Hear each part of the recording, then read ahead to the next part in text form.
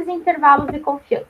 Toda vez que eu tenho uma amostra, né, tenho a população toda, eu retiro dela uma amostra, uma parte dela. Levanto esses dados que eu quero saber. Em cima desses dados, eu calculo o meu desvio e calculo a minha média, né? A média da amostra e o desvio da amostra. Em cima desses dados, eu consigo saber, extrapolo, né, esse valor para a população. Afirmar que exatamente aquela média da minha amostra vai ser a mesma da população. Lembram, né?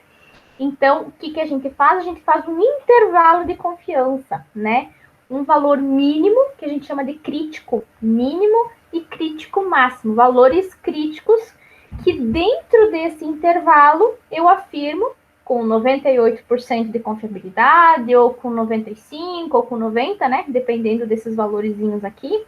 Lembram, né?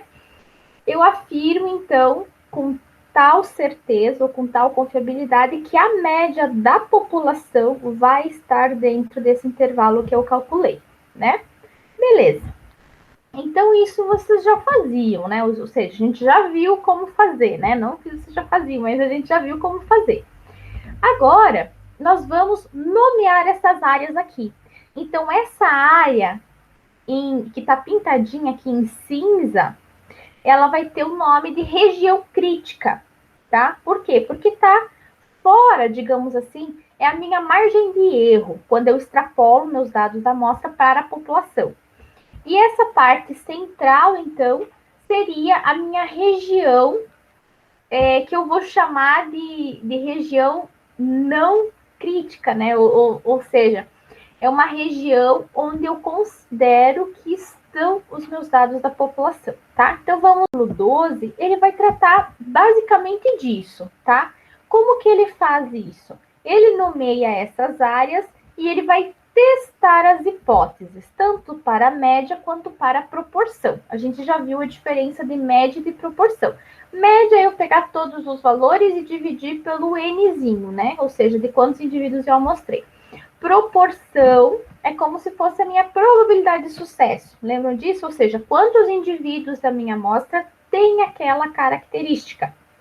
Então, sempre a proporção é o meu pezinho, que vocês vão lembrar lá da binomial da probabilidade de sucesso, tá?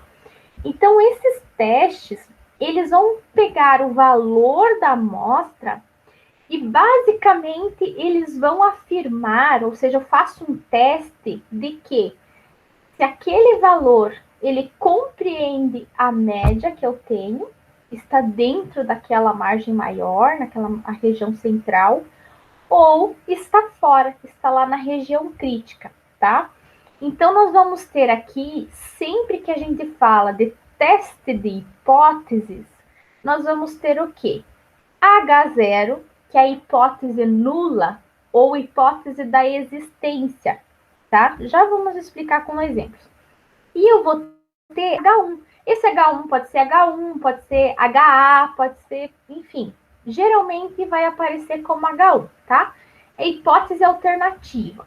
Então, digamos que assim, eu tenho um valor, né? Eu vou ter um valor da minha amostra e eu quero afirmar que esse valor da amostra, por exemplo, eu mostrei uma média que deu 4. Eu quero dizer que esse 4 é menor que a média que eu já tenho de uma população, por exemplo, que é 5. Ô, professora, mas 4, logicamente, que é diferente de 5.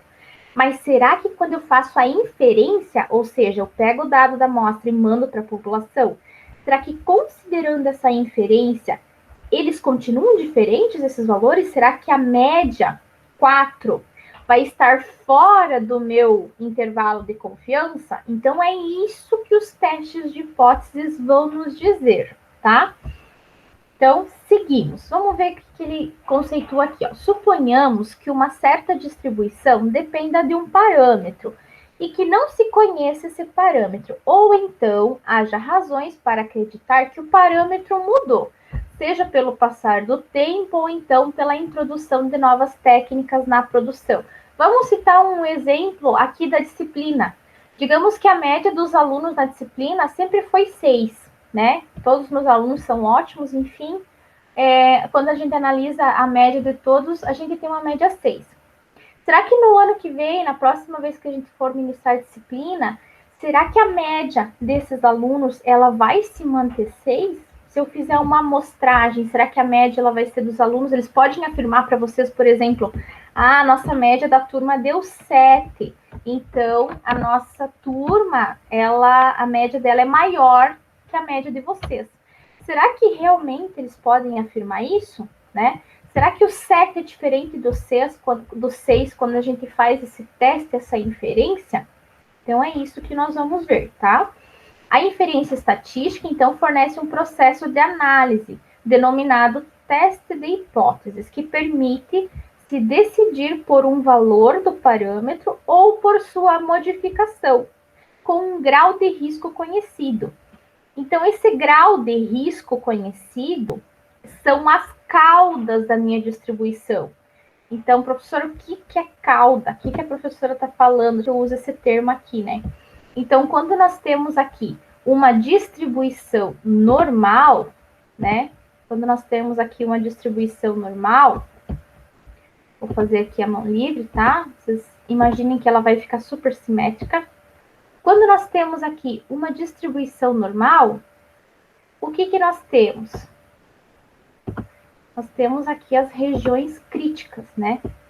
Às vezes ela vai estar em ambos os lados, às vezes ela vai estar só em um lado, né? Nós já vimos alguns exemplos disso. Então, essa região crítica aqui é que vai ser a minha margem, né? Vou colocar aqui. Essa aqui é a minha região crítica, né? Região crítica. E aqui é o meu intervalo de confiança, que era o que a gente vinha calculando, né? O intervalo de confiança, ok? Então, continuei. Essa probabilidade aqui, dentro do intervalo de confiança, vou até colocar. Ela varia de 90%